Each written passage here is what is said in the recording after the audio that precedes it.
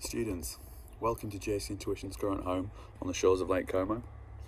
My name's Ash, and today we're going to be dealing with a problem that's very close to my heart.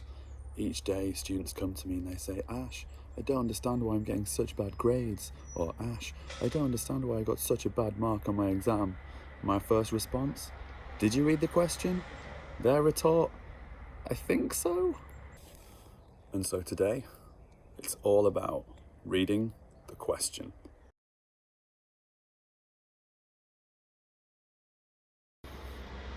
What could be more simple?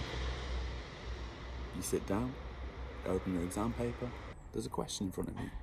You read the question, you plan your answer, you start writing. Nothing could be easier. Apart from, you guys don't read the bloody questions. You start a paper, you look at the question, you think, oh yeah, I know what that means, and then you start writing blindly. Most of you don't even plan your answers. There's no wonder you're getting such bad marks. I don't mean to be so hard on you, but you've got to think, what are you doing? You have to read the question to be able to understand what you're going to write. If you haven't read the question properly, then what the hell are you writing for? The main problem students face is that they don't understand what is being asked of them. And if you don't understand what's being asked of you, then what you write has nothing to do with the question, and thus you're going to get a bad mark. This is the major problem that I've found in 8 years of teaching. Tutoring kids from 6 years old to 60. Every single student, I'm going to say at least once, but probably hundreds of times in their lessons with me, has failed an exercise or an exam or a task because they haven't read the question properly. If you don't read the question, how can you get the answer right? So let's break this down. What do I mean by reading the question? When you are confronted with the question, you'll need to understand what is being asked of you. To do this, you need to read carefully through the different components of the question. What kind of question is it? Is it a how question? Is it a what question? Is it a when question? What do they want you to do? Read it carefully. If you have it printed out, highlight it. Make notes around the question. Understand what the question is asking of you. Kids, you've got to tackle the question. Pick it apart, pull it apart, rip the question apart. All the different nuances, the different subtleties, the different aspects of that question, what it's prompting you to do in your answer. If you can do that, then you're going to give a successful answer that shows your best qualities, that shows your best understanding of the subject in the most professional, eloquent, and concise way. Read the question, tackle the question, rip it open, get into the question. If you can get into the question, then your answer is going to be that much more impressive.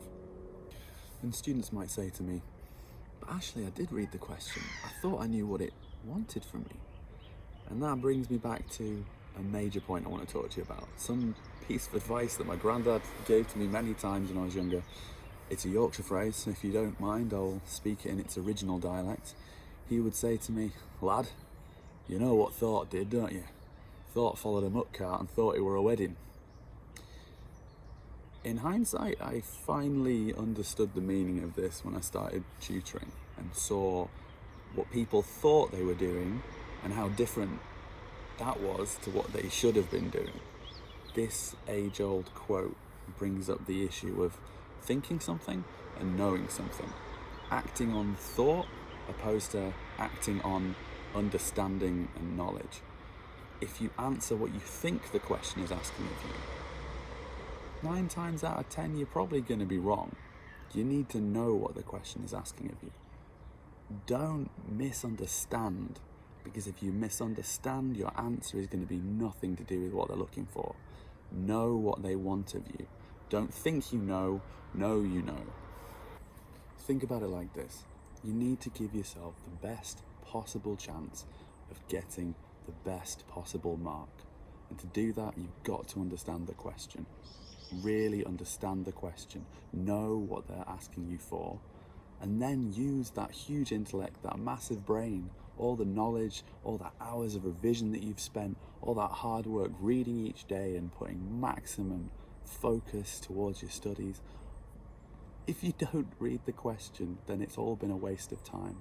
Give yourself the opportunity, give yourself the ability to get a good mark.